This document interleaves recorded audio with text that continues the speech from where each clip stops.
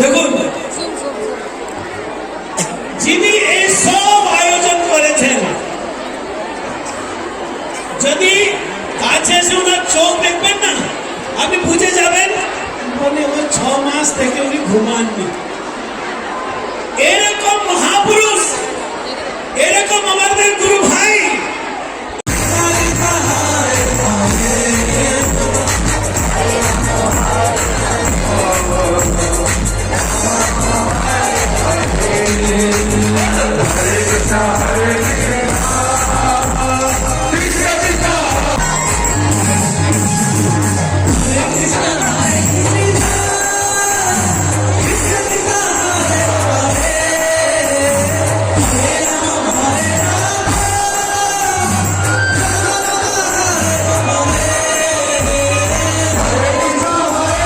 বন্ধুরা, এই ভিডিওটার প্রথম পার্টটা আমার ইউটিউব চ্যানেলে ছাড়াই রয়েছে। আপনারা প্রথম ওই ভিডিওটা দেখে নিন, তারপরে এই ভিডিওটা মানে এই সেকেন্ড পার্টটা আপনারা বুঝতে পারবেন। প্রথম পার্টে রয়েছে করতবেড়িয়া প্রাঙ্গণে শ্রীল ভক্তিবল্লভ তীর্থ গোস্বামী মহারাজের দিব্য জন্ম শতাব্দী সমারোহে কিভাবে আমরা পৌঁছালাম, তারপর কিভাবে অনুষ্ঠান শুরু হলো, মহারাজের আরতি, ভোগ অর্পণ এই সব কিছুই চলছিল এবং ভক্তরা সেই সময় মহা আনন্দে নাচছিল।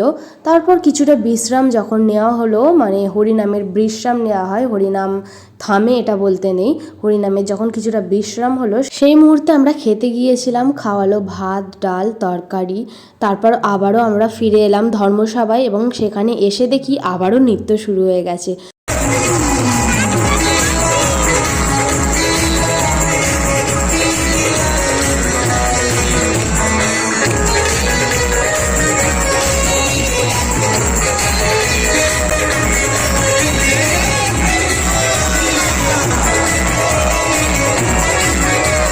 তো এইভাবে নৃত্য চলতেই থাকলো।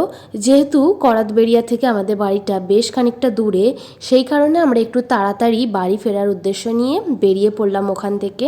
তো বন্ধুরা, ভিডিওটা আমার এই পর্যন্তই। ভিডিওটা ভালো লাগলে একটা লাইক করবেন, চ্যানেলে নতুন হয়ে থাকলে চ্যানেলটিকে সাবস্ক্রাইব করে পাশে থাকা বেল আইকনটা প্রেস করবেন। দেখা হচ্ছে আমার পরবর্তী ভিডিওতে। রাধে রাধে।